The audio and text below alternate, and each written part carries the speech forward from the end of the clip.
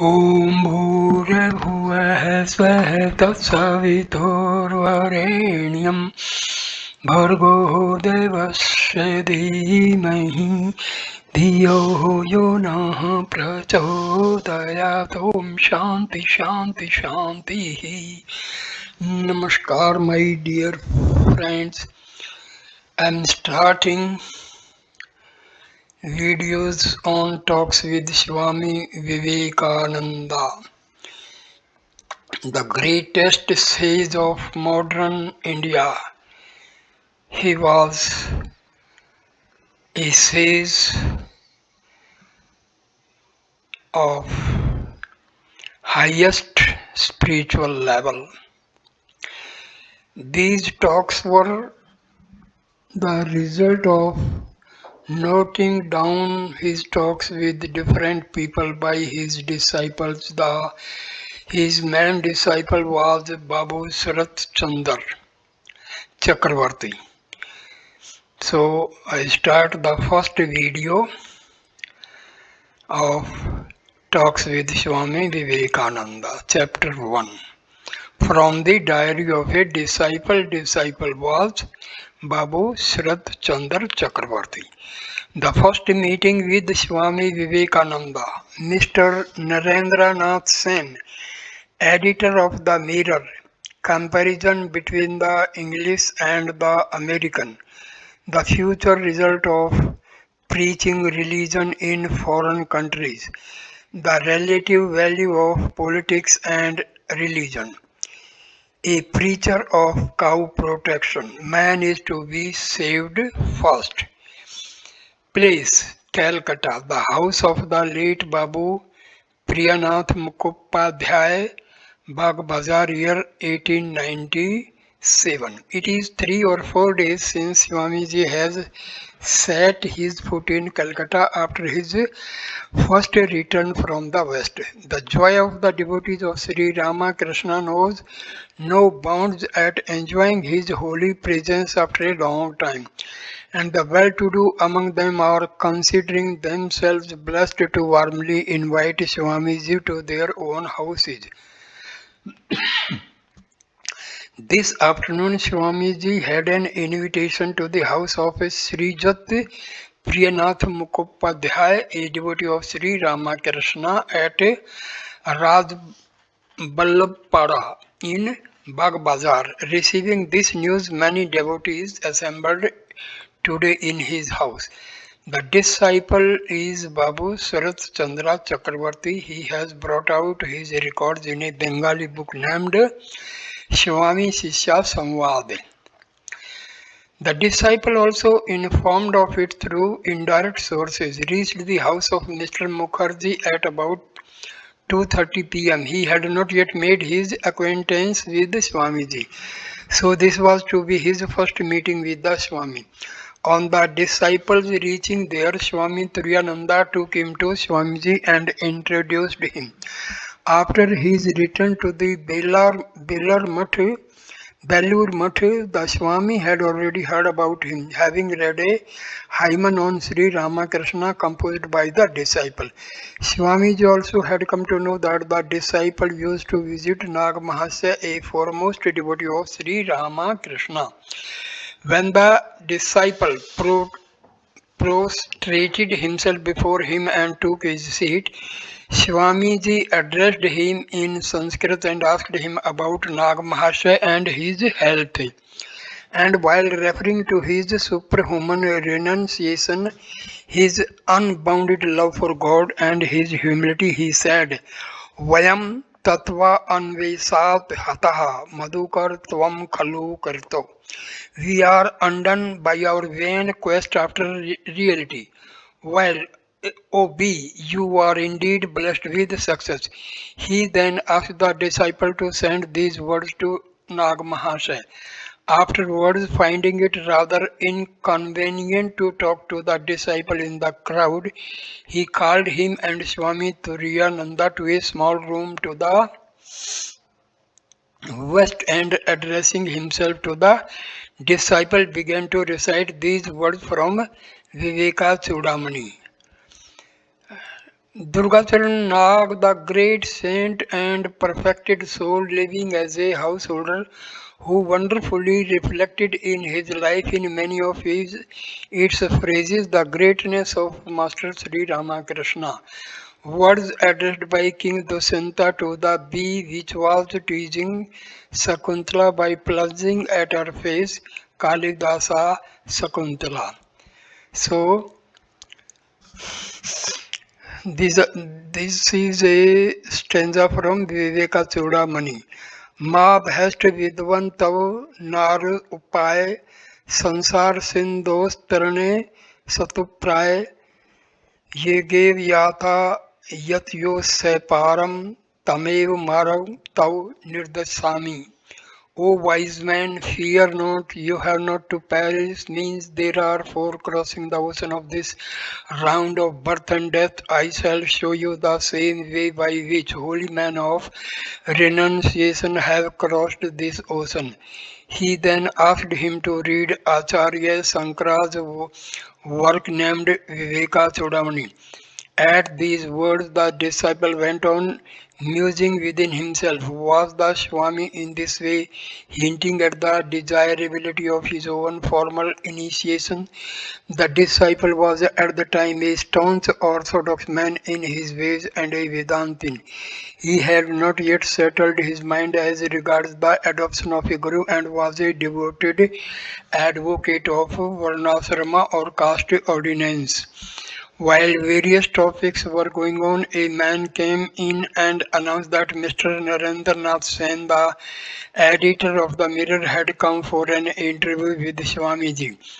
Swamiji asked the bearer of this news to show him into that small room. Narendra Babu came and taking a seat there opened various topics about England and America. In answer to his questions, Swamiji said, nowhere in the world is to be found another nation like the Americans, so generous, broad-minded, hospitable, and so sincerely eager to accept new ideas. Whatever work, he went on, has been done in America has not been done through my power. The people of America have accepted the ideas of Vedanta because they are so good-hearted.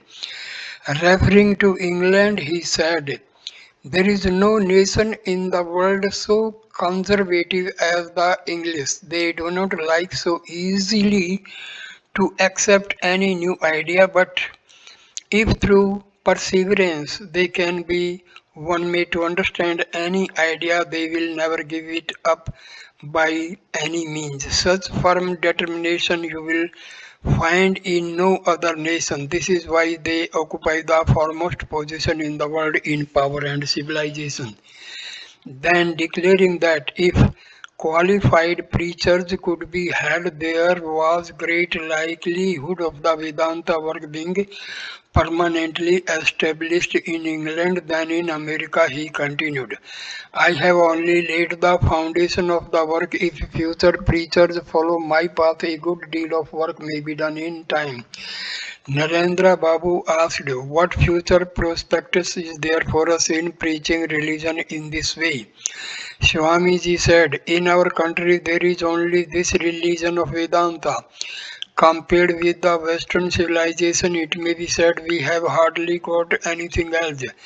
But by the preaching of this universal religion of Vedanta, a religion which gives equal rights to acquire spirituality to men of all creeds and all paths of religious practice, the civilized West would come to know that a wonderful degree of spirituality once developed in India and how that is still existing. By the study of this religion, the Western nations will have increasing regard and sympathy for us. Already these have grown to some extent.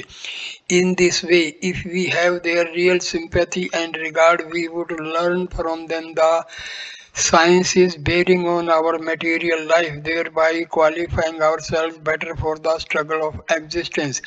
On the other hand, by learning this Vedanta from us, they will be enabled to secure their own spiritual welfare. Narendra Babu asked, is there any hope of our political progress in this kind of interchange? Swamiji said, they, the Western nations, are the children of the great hero Virochana. Their power makes the five elements play like puppets in their hands. If you people believe that we shall, in case of conflict with them, gain freedom by applying those material forces, you are profoundly mistaken. Just as a little piece of stone figures before the Himalayas, so we differ from them in point of skill in the use of these forces. Do you know what my idea is? By preaching the profound secrets of the Vedanta religion in the Western world, we shall attract the sympathy and regard of these mighty nations, maintaining forever the position of their teacher in spiritual matters, and they will remain our teachers in all material concerns. The day when surrendering the spiritual into their hands, our countrymen would sit at the feet of the West to learn a religion and that day, indeed, the nationality of this fallen nation will be dead and gone for good. Nothing will come of crying day and night before them, give me this or give me that. When there, there will grow a link of sympathy and regard between both nations by this give and take intercourse. In ancient Indian tradition, Virochana was the first great king of the Asuras, possessing supernatural powers. Recent investigations in Assyrian mythology prove the existence of a tradition in Assyrian history about such a king called Berosus in certain ancient genealogies. Uh, Continue. There will be then no need for these noisy cries. They will do everything of their own accord. I believe that by this cultivation of religion and the wider diffusion of Vedanta, both this country and the West will gain enormously. To me, the pursuit of politics is a secondary means in comparison with this. I shall lay down my life to practically carry out this belief. If you believe in any other way of accomplishing the good of India, well, you may go on working your own way. Narendra Babu shortly left expressing his unqualified agreement with Swamiji's ideas. The disciple, hearing the above words from Swamiji, astonished astonishingly contemplated his luminous features with steadfast gaze. When Narendra Babu had departed, an enthusiastic preacher belonging to the Society for the Protection of Cows came for an interview with Swamiji. He was dressed almost like a sannyasin, if not fully so, with a Girwa turban tied on the head. He was evidently an up-country Indian. At the announcement of this preacher of cow protection, Swamiji came out to the parlor room. The preacher saluted Swamiji and presented him with a picture of the mother cow. Swamiji took that in his hand and making it over. One standing by commenced the following conversation with the preacher. Swamiji, what is the objective of your society? Preacher, we protect the mother cows of our country from the hands of the butcher. Cow infirmaries have been founded in some places where the diseased decrepit mother cows or those brought from the butchers are provided for. Swamiji, that is very good indeed. What is the source of your income? Preacher, the work of the society is carried only by gifts kindly made by great men like you, Swamiji. What amount of money have you now laid by? Preacher, the Marwari traders community are the special supporter of this work. They have given a big amount for this good cause, Swamiji.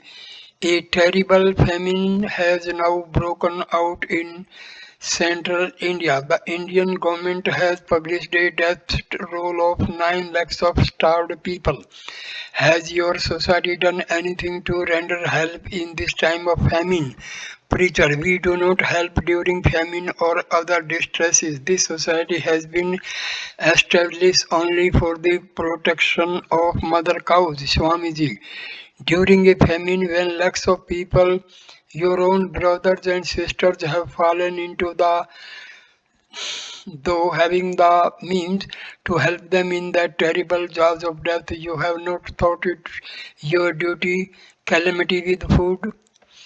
Preacher, no, this famine broke out as a result of man's karma, their sins. It is a case of like karma, like fruit. Hearing the words of the preacher, sparks of fire as it was scintillated out of Swami's large eyes. His face became flushed.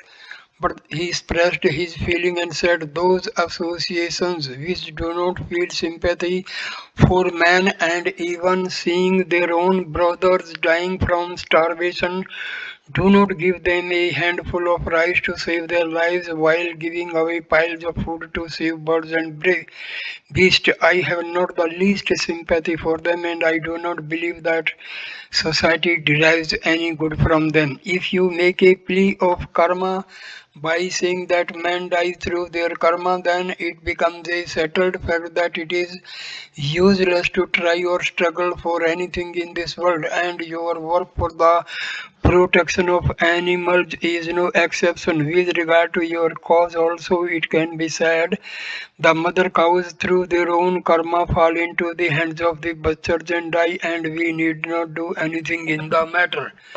The preacher was a little abashed and said, yes, what you say is true, but the Shastras say that the cow is our mother. Swamiji smilingly said, yes, that the cow is our mother. I understand.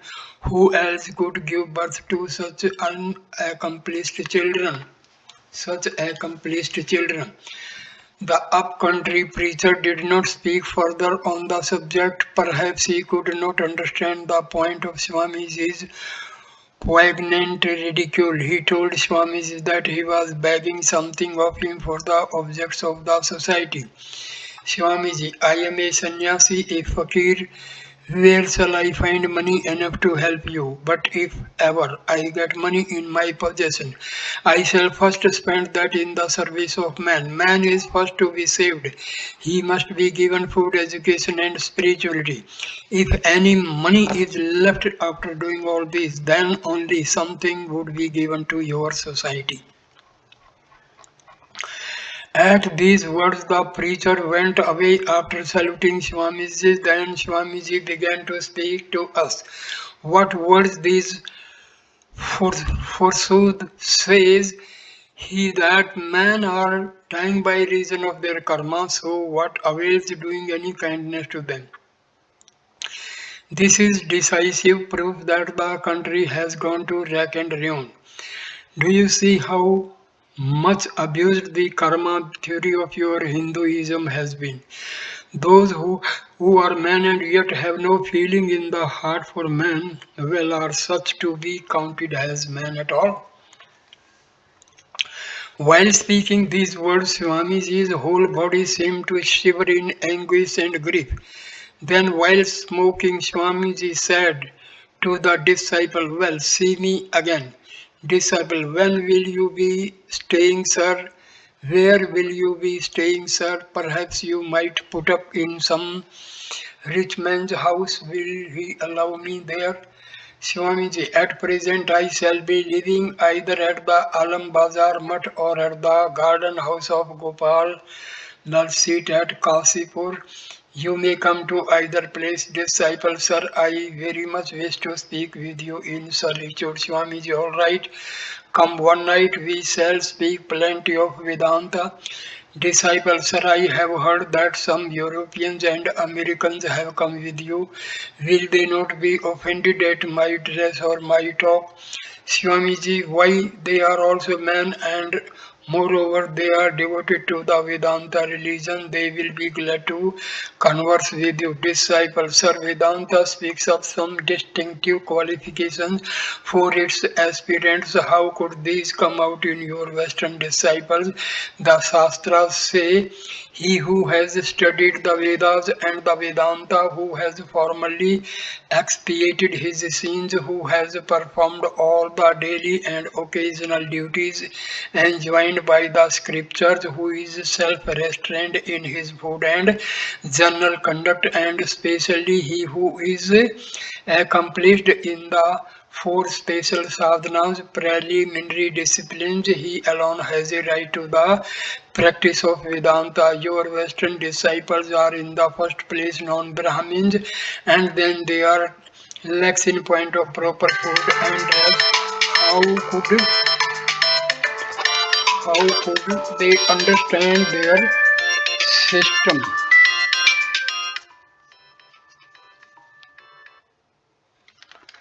Swamiji, when you speak with them, you will know at once whether they have understood Vedanta or not.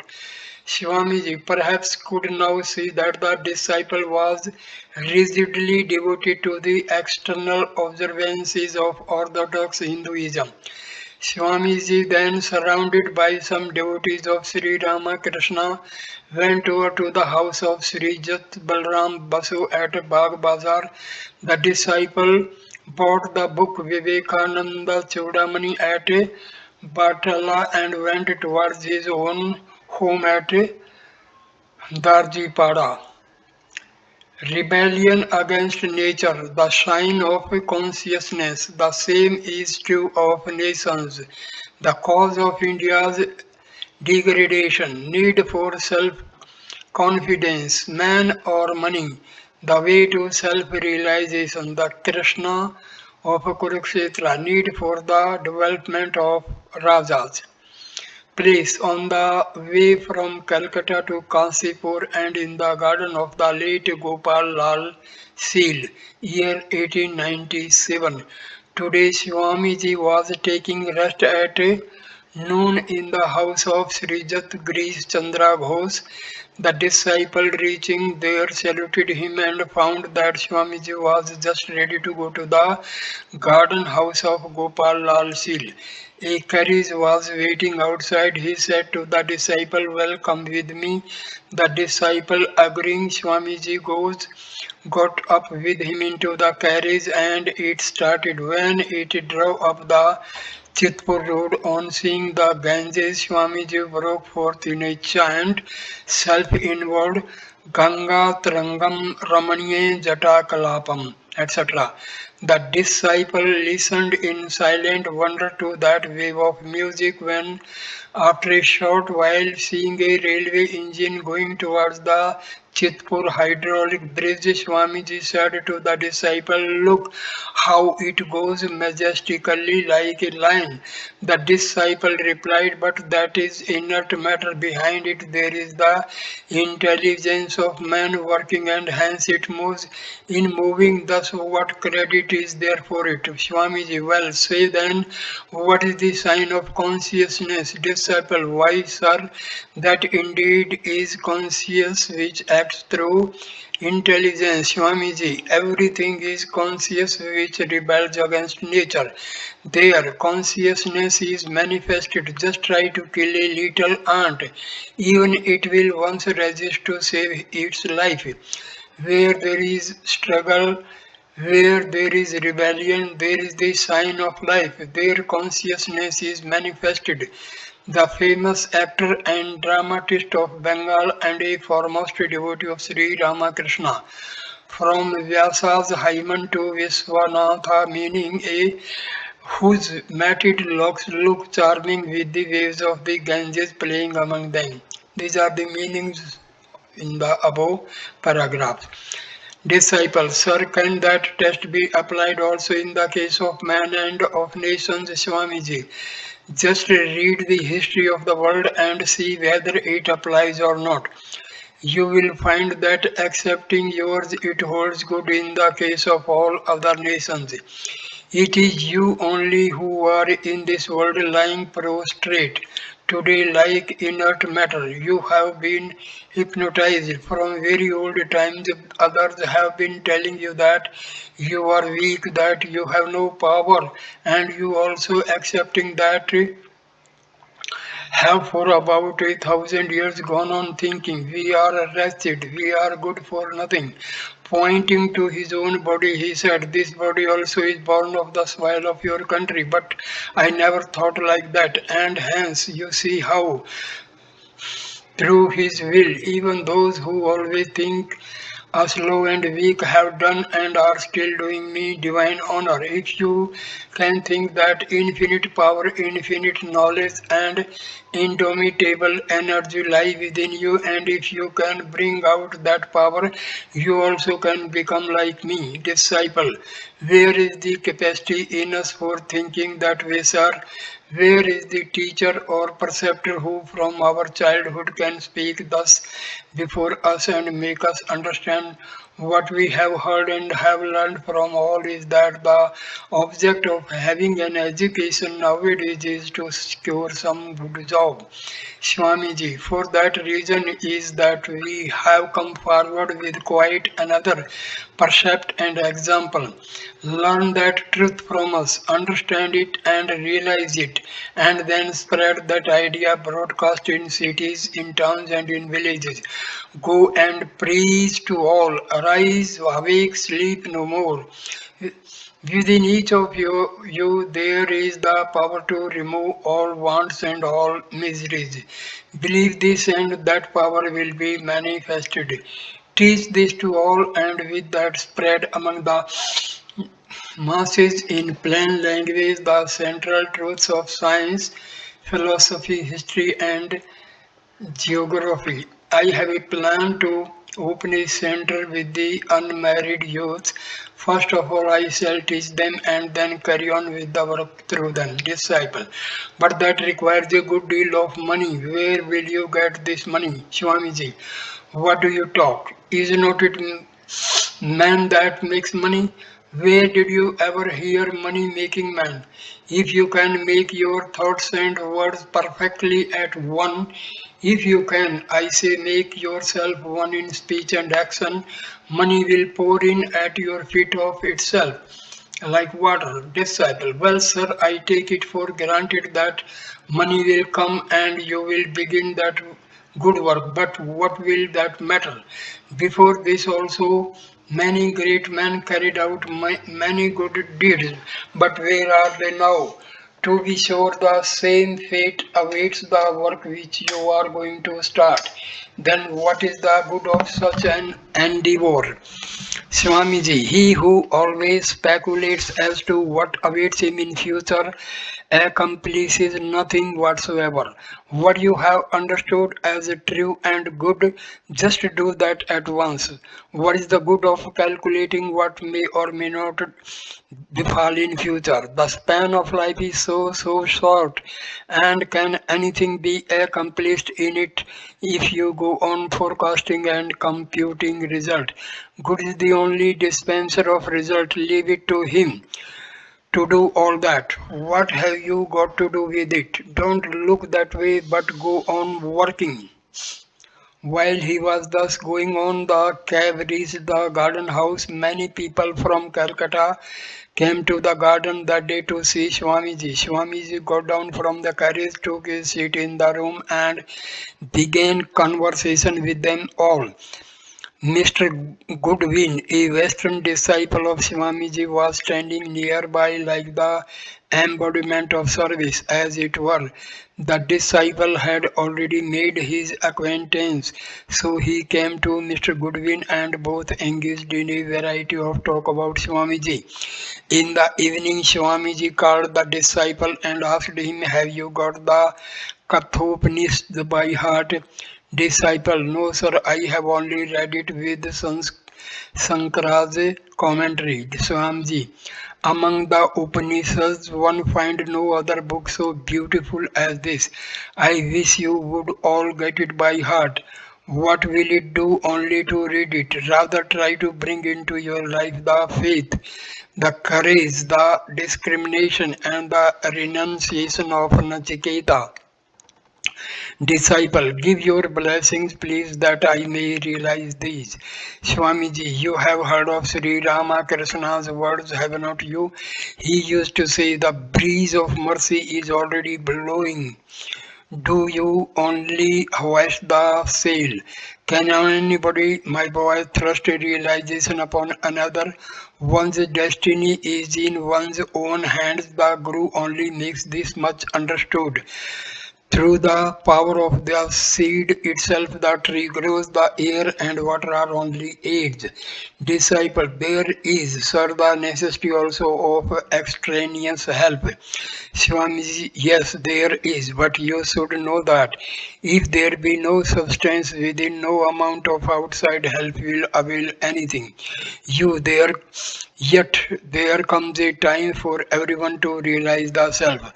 For everyone is Brahma. The distinction of higher and lower is only in the degree of manifestation of that Brahma. In time, everyone will have perfect manifestation. Hence the Shastras say, Kalinatmani Vindati. In time, that is realized is one's self. Disciple. When Allah's will that happen, sir, from the Shastras we hear how many births we have had to pass in ignorance, Swamiji. What is the fear? When you have come here this time, the goal shall be attained in this life. Liberation or samadhi, all this consists in simply doing away with the obstacles to the manifestation of Brahma. Otherwise, the self is always shining forth like the sun. The cloud of ignorance has only veiled it. Remove the cloud and the sun will manifest. Then you get into the state of a Vidyate Hridaya Granthi. The notes of the heart are torn asunder, etc. The various paths that you find all advise you to remove the obstacles on the way. The way by which one realizes the self is the way which he has preached to all. But the goal of all is the knowledge of the self, the realization of the self to it all man. All beings have equal right. This is the way acceptable to all. Disciple, sir, when I read or hear these words of the Shastras, the thought that the self has not yet been realized makes the heart very disconsolate. Swamiji, this is what is called longing. The more it grows, the more will the cloud of obstacles be dispelled and stronger will faith be established. Gradually, the self will be realized like a fruit on the palm of one's hand. This realization alone is the soul of religion. Everyone can go on abiding by some observances and formalities. Everyone can fulfill certain injunctions and prohibitions. But how few have this longing for realization, this intense longing becoming mad after realizing God or getting the knowledge of the self is real spirituality. The irresistible madness which the gopis had for the Lord Sri Krishna, yeah, it is intense longing like that which is necessary for the realization of the self. Even in the gopis' mind there was a slight distinction of man and woman, but in real self-knowledge there is not the slightest distinction of sex. While speaking, the Swamiji introduced the subject of Gita Govinda and continued saying, Jayadeva was the last poet in Sanskrit literature, though he often cared more for the jingling of words than for depth of sentiment. But just see how the poet has shown the culmination of love and longing in the sloka Patati Patatave. Such love indeed is. Patati patve vichalti patve sankit bhavadupayanam rasyati syanam satskiti nyanam pashyati tav pathanam. At the flying of a bird or the stirring of a leaf, she fancies you are coming, she arranges your bed with eyes all alert looking toward the way you would come. Necessary for self realization. These must be frightening and pinching within the heart. Now, from his playful life at Vrindavan, come to the Krishna of Kurukshetra and see how that also is fascinating. How, amidst all that horrible din and uproar of fighting, Krishna remains calm, balanced, and peaceful. I on the very battlefield, he is speaking the Gita to Arjuna and getting him on to fight, which is the dharma of a Kshatriya. Himself an agent to bring about this terrible warfare, Sri Krishna remains unattached to action. He did not take up arms. To whichsoever phase of it you look, you will find the character of Sri Krishna perfect, as if he was the embodiment of knowledge, work, devotion, power of concentration, and everything. In the present age, this aspect of Sri Krishna should be specially studied. Only contemplating the Krishna of Vrindavan with his flute won't do any nowadays. That will not bring salvation to man. Now is needed the worship of Sri Krishna, uttering forth the lion roar of the Gita, of Rama with his bow and arrows, of Mahavira, of Mother Kali. Then only will the people grow strong by going to work with great energy and will. I have considered the matter most carefully and come to the conclusion that of those who profess and talk of religion nowadays in this country, the majority are full of morbidity, correct brand or fanatic. Without development of an abundance of rajas, you have hopes neither in this world nor in the next. The whole country is enveloped in intense tamas, and naturally the result is servitude in this life and hell in the next. Disciple, do you expect in view of the Rajas in the Westerners that they will gradually become Satvika? Swamiji, certainly. Possessed of a plenitude of rajas, they have now reached the culmination of bhoga or enjoyment. Do you think that it is not they but you who are going to achieve yoga, you who hang about for the sake of your bellies at the sight of their highly refined enjoyment, the delineation in Meghaduta, Vidhadantam Lalit Vasana, etc. come to my mind, and your bhoga consists in lying on a ragged bed in a muggy room, multiplying progeny every year like a hog, begetting a band of famished beggars and slaves. Hence do I say, let people be made energetic and active in nature by the stimulation of rajas. Work, work, work. Nande pantha vidyate nyaya. There is no other path of liberation but this. विद्युदन्ते ललितवसना सेन्द्रचापं सचित्रा सङ्गीताय प्रहतुमूर्जा स्निग्धभोर्घोषम् अन्तस्त्रिये मणिमे भुवस्तुङ्ग भैलिङ्गाग्रा प्रसादास्त्वाल् तुलयितु तुमलं यत्र तस्तै विष्णुसः.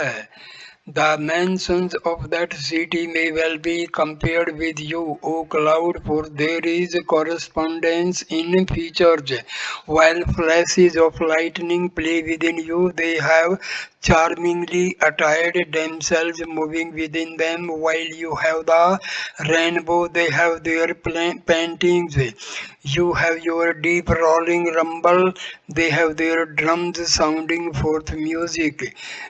You contain pellucid water within you. They have their interior bedecked with transparent gems. You soar so high, their roofs also kiss the sky. Kalidasa thus introduces his description of the enjoyments of Alakapuri. So the reference here is not only to the first verse quoted but also to the whole description which follows. Disciples, sir, did our forefathers possess this kind of rajas? Swamiji, why did they not? Does not history tell us that they established colonies in many countries and sent preachers of religion to Tibet, China, Sumatra, and even to the far off Japan? Do you think there is any other means of achieving progress except through rajas? As conversation thus went on, night approached, and meanwhile Miss Muller came there. She was an English lady having great reverence for Swamiji. Swamiji introduced the disciple to her, and after a short talk, Miss Muller went upstairs. Swamiji, see to what an heroic nation they belong. How far off is her home, and she is the daughter of a rich man. Yet how long away has she come only with the hope of realizing the spiritual ideal? Disciple, yes, sir. But your works are stranger still. How so many Western ladies and gentlemen are always eager to serve you. For this age it is very strange indeed, Swamiji. If this body lasts, you will see many more things. If I can get some young man of heart and energy, I shall revolutionize the whole country. There are a few in Madras, but I have more hope in Bengal. Such clear brains are to be found scarcely in any other country, but they have no strength in their muscles. The brain and muscles must develop simultaneously. Iron nerves with an intelligent brain, and the whole world is at your feet. Word was brought that supper was ready for Swamiji. He said to the disciple, come and have a look at my food. While going on with the supper, he said, it is not good to take much fatty or oily substance. Roti is better than luchi. Luchi is the food of the sick. Take fish and meat and fresh vegetables, but sweets sparingly. While thus talking, he enquired, well, how many rotis have I taken? Am I to take more? He did not remember how much he took and did not feel even if he yet had any appetite. The sense of body faded away so much while he was talking. He finished after taking a little more. The disciple also took leave and went back to Calcutta.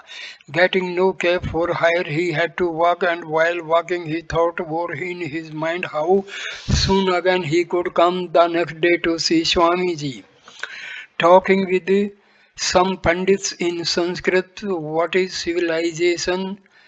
Characteristics of Indian civilization, Samadhi, who is the real teacher, hereditary gurus, Sri Ramakrishna, place Kasipur at the garden of the late Gopal Lal Seal, year 1897.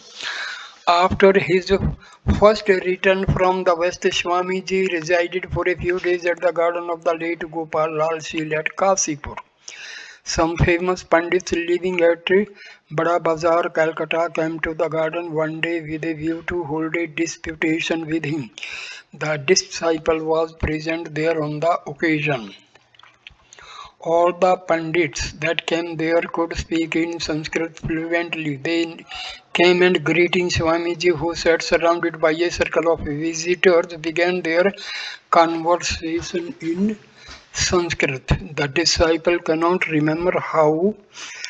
Now the subject on which the Pandits argued with him that day, but this much he remembers that the Pandits, almost all in one strident voice, were rapping out to Swamiji in Sanskrit subtle questions of philosophy, and he, in a dignified, serious mood, was giving out to them calmly his own well argued conclusions about those questions.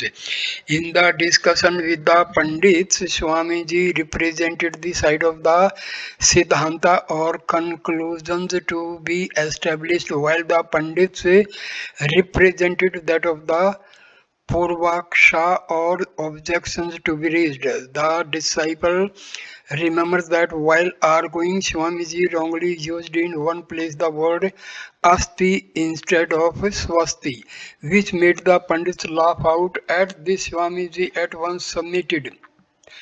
Panditana dasi ahem, aksant vyamitat khallam. I am but a servant of the Pandits. Please excuse this mistake. The Pandits also were charmed at this humility of Swamiji. After a long dispute, the Pandits at last admitted that the conclusions of the Siddhanta side were adequate, and preparing to depart, they made their greetings to Swamiji. After the Pandits had left, the disciple learned from Swamiji that these Pandits who took the side of the Purva Paksha were well versed in the Purva Mimamsa Shastras. Swamiji advocated the philosophy of the Uttara Mimamsa or Vedanta and proved to them the superiority of the path of knowledge, and they were obliged to accept his conclusions about the Veda. Pandits laughed at Swamiji, picking up one grammatical mistake. He said that this error of his was due to the fact of his not having spoken in Sanskrit for many years together. He did not blame the Pandits a bit for all that, but he pointed out in this connection that in the West it would imply a great incivility on the part of an opponent to point out any such slip in language deviating from the real issue of dispute. A civilized society in such cases would accept the idea taking no notice of the language. But in your country, all the fighting is going on over the husk. Nobody searches for the kernel within. So saying, Swamiji began to talk with the disciple in Sanskrit. The disciple also gave answers in broken Sanskrit. Yet he praised him for the sake of encouragement. From that day, at the request of Swamiji, the disciple used to speak with him in Sanskrit off and on. In reply to the question, what is civilization? Swamiji said that day, the more advanced a society or nation is in spirituality, the more is that society or nation civilized. No nation can be said to have become civilized only because it has succeeded in increasing the comforts of material life by bringing into use lots of machinery and things of that sort. The present day civilization of the West is multiplying day by day only the wants and distresses of man. On the other hand, the ancient Indian civilization, by showing people the way to spiritual advancement, doubtless succeeded, if not in removing once for all, at least in lessening in a great measure the material needs of man. In the present age, it is to bring into collision both these civilizations that Bhagwan Sri Ramana Krishna was born in this age. As on the one hand people have to be intensely practical, so on the other hand they have to acquire a deep spiritual knowledge. Swamiji made us clearly understand that day that from such interaction of the Indian civilization with that of the West would dawn on the world a new era. In the course of dilating upon this, he happened to remark in one place, well, another thing, people there in the West think that the more a man is religious, the more demure he must be in his outward bearing. No word about anything else from his lips. At the as the priest in the West would on the one hand be struck with wonder at my liberal religious discourses, they would be as much puzzled on the other hand when they found me after such discourses talking frivolities with my friends. Sometimes they would speak out to my face, Swami, you are a priest, you should not be joking and laughing in this way like ordinary men. Such levity does not look well in you. To which I would reply, we are children of bliss, why should we look morose and sombre?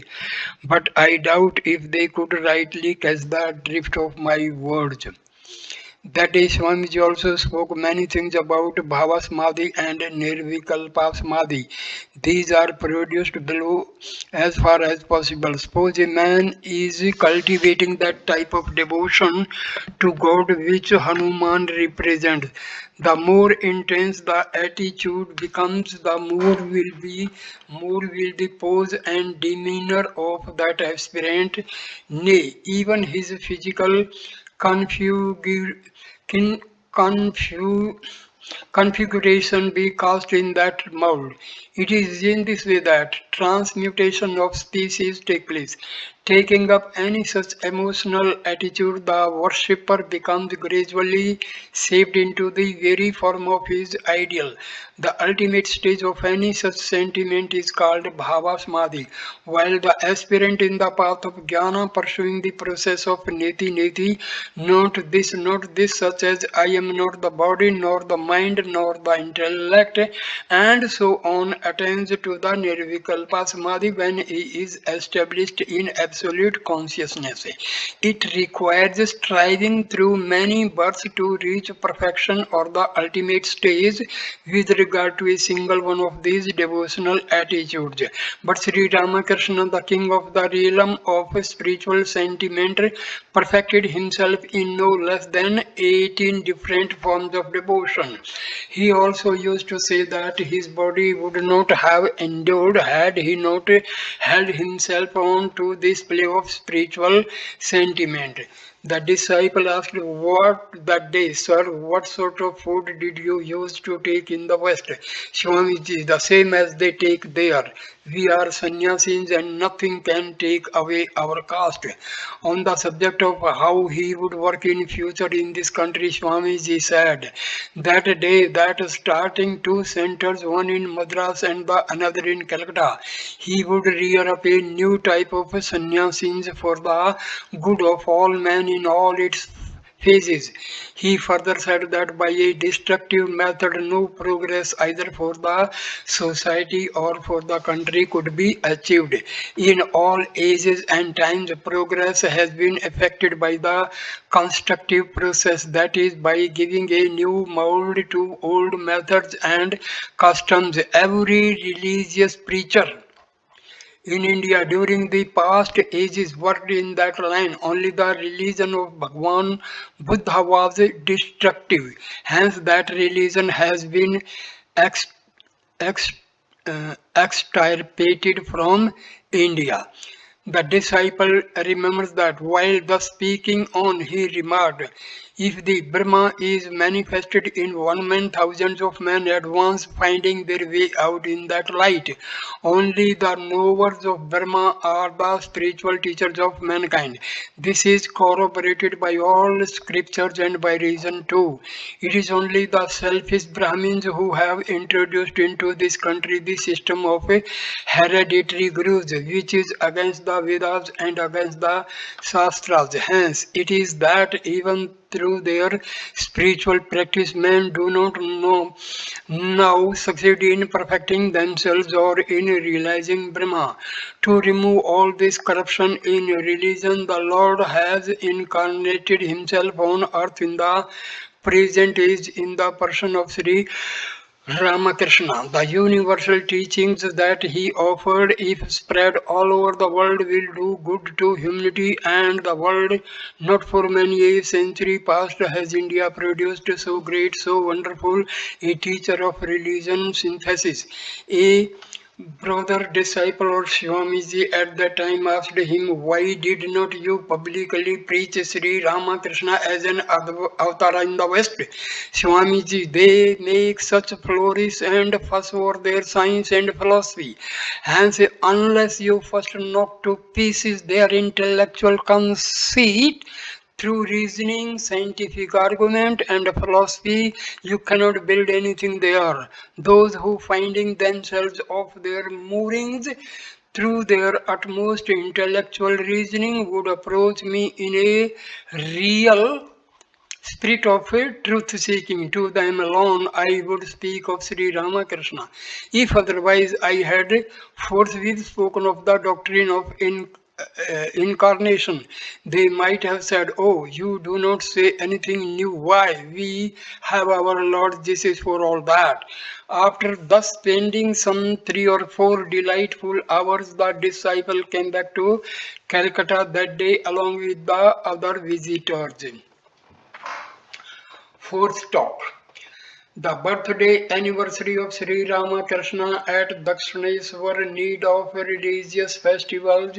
Swami Vivekananda did not preach secta- sectarianism. Praise the Kali temple at Dakshineshwar and the Alam Bazar Mutt, year 1897 March. When Swamiji returned from England for the first time, the Ramakrishna Mutt was located at Alam Bazar. The birthday anniversary of Bhagwan Sri Ramakrishna was being celebrated this year at the Kali temple of Rani Rasmati at Dakshineshwar. Swamiji with some of his beloved disciples reached there from the Alam Bazar Mutt at about 9 or 10 a.m. He was barefooted with a yellow turban on his head. Crowds of people were waiting to see and hear him in the temple of Mother Kali. Swamiji prostrated himself before the Mother of the Universe, and thousands of heads following him bent low. Then, after prostrating himself before Radhakantaji, he came into the room which Sri Ramakrishna had used to occupy. There was not the least breathing space in the room. Two European ladies who accompanied Swamiji in India attended the festival. Swamiji took them along with himself to show them the holy Panchavati and the Vilva.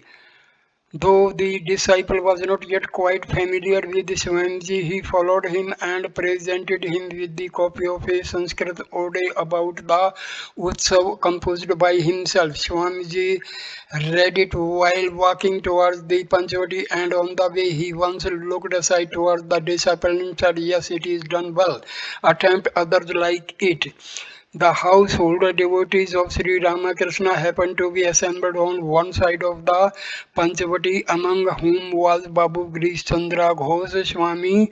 Swamiji, accompanied by a throng, came to Grish Babu and saluted him, saying, "Hello, here is Mr. Ghosh." Grish Babu returned his salutations with folded palms, reminding Grish Babu of the old days. Swamiji said, "Think of it, Mr. Ghosh, from those days to these, what a transition." Grish Babu endorsed Swamiji's sentiment and said, "Yes, that is true, but yet the mind longs to see more of it." After a short conversation, Swamiji proceeded towards the Vilva tree situated on the northeast of the Panchavati. Now a huge crowd stood in keen expectancy to hear a lecture from Swamiji.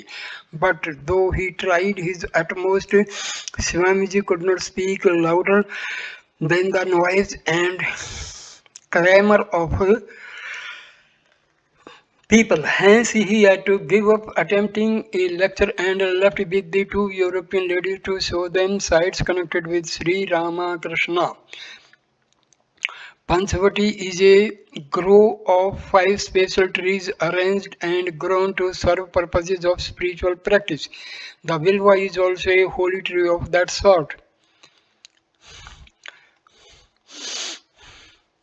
Hence, he had to give up attempting a lecture and left with the two European ladies to show them sites connected with Sri Ramakrishna's spiritual practices and introduce them to particular devotees and followers of the Master. At 3 p.m., Swamiji said to the disciple, "Fetch me a cab, please. I must go to the mutt now." The disciple brought one accordingly. Swamiji himself sat on one side and asked Swami Niranjanananda and the disciple to sit on the other, and they drove towards the Alambazar mutt. On the way, Swamiji said to the disciple, "It won't do to live on abstract ideas merely. These festivals and the like are also necessary. For them then only these ideas would spread gradually among the masses. You see, the Hindus have got their festivals throughout the year, and the secret of it is to infuse the great ideals of religion gradually into the minds of the people. It has also its drawback, though, for people in general miss their inner significance and become so much engrossed in external that no sooner are these festivals over than they become their old selves again. Hence, it is true that all these form the outer covering of religion, which is in a way hide real spirituality and self-knowledge. But there are those who cannot at all understand in the abstract what religion is or what the self is, and they try to realize spirituality gradually through these festivals and ceremonies. Just take this festival celebrated today. Those that attended it will at least once think of Sri Ramakrishna. The thought will occupy in their mind as to who he was, in whose name such a great crowd assembled, and why so many people came at all in his name. And those who will not feel that much even will come once in a year to see all the devotional dancing and singing, or at least to partake of the sacred food offerings, and will also have a look at the devotees of Sri Ramakrishna. This will rather benefit them to than do any harm, disciple. But sir, suppose somebody thinks these festivals and ceremonies to be the only thing essential can be possibly advanced any further, they will gradually come to be commonplace observance like the worship in our country of Sashti, Mangalachandi and the like. People are found to observe these rites till death, but where do we find even one among them rising through such observances to the knowledge of Brahma?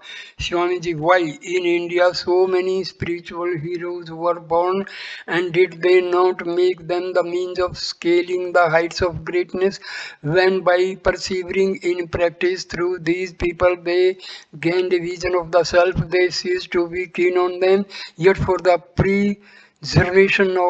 preservation of social balance, even great men of the type of incarnations follow these observances. Disciple, yes, they may observe these for appearance only, but when to a knower of the self, even this world itself becomes unreal like magic. Is it possible for him to recognize these external observances as true, Swamiji? Why not? Is not our idea of truth also a relative one, varying in relation to time, place, and person?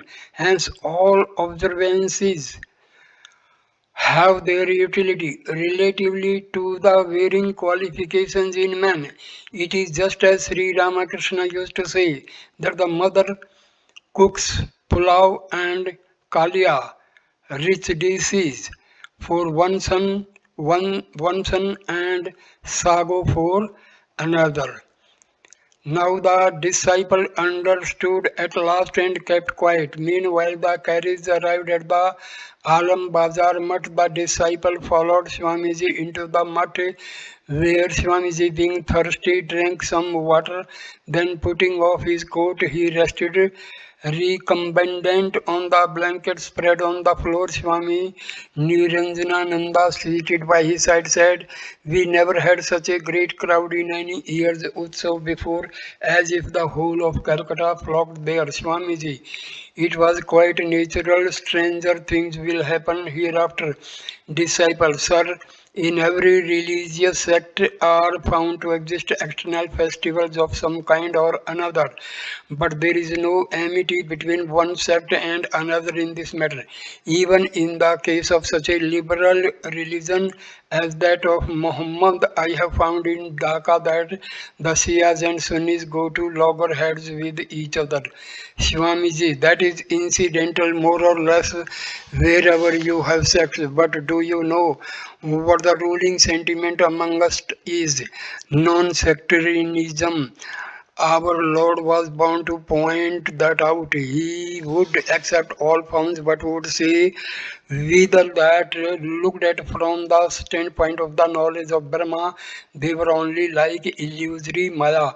Disciples, sir, I cannot understand your point. Sometimes it seems to me that by thus celebrating these festivals, you are also inaugurating another sect around the name of Sri Ramakrishna. I have heard it from the lips of Nag Mahasaya that Sri Ramakrishna did not belong to any sect. He used to pay great respect to all creeds such as the Shaktas, the Vaishnaves, the Brahmos, the Mohammedans, and the Christians. Swamiji, how do you know that we do not also hold in as great esteem all the religious creeds? So saying, Swamiji called out in evident amusement to Swami Niranjanananda, only think what this Bengal is saying. Disciple, kindly make me understand, sir, what you mean. Swamiji, well, you have to be sure, read my lectures, but where have I built on Sri Ramakrishna's name? It is only the pure Upanishadic religion that I have gone about the preaching in the West. Disciple, that's true indeed, but what I find by being familiar with you in that you have surrendered yourself body and soul to Ramakrishna.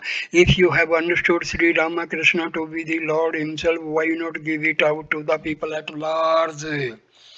Swamiji, well, I do preach what I have understood, and if you have found the Advaitic principles of Vedanta to be the truest religion, then why don't you go out and preach it all to man?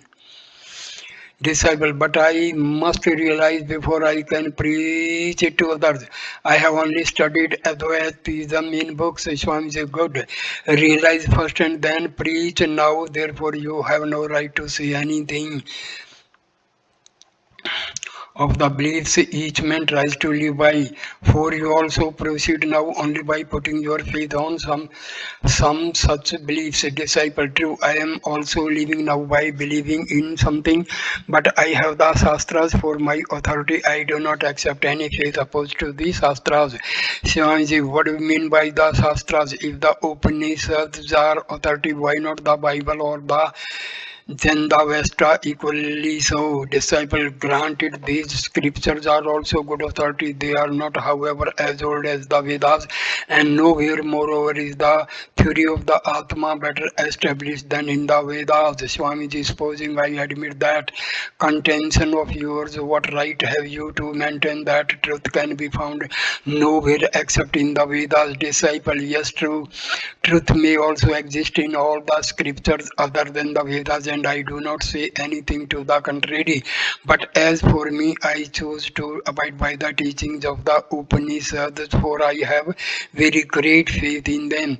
Swamiji, quite welcome to do that, but if somebody else has very great faith in any other sect of doctrine, surely you should allow him to abide by that. You will discover that in the long run, both he and yourself will arrive at the same goal. For have not you read in the Mahima Sattva Taumasi Pesamar Navyav, that art as the ocean to the rivers falling into? So I stop the video here, and the next video I will start the talk number 5. Thank you, my dear friend. Please like, comment, and share the video and subscribe the channel. Thanks a lot. Namaskar. Good.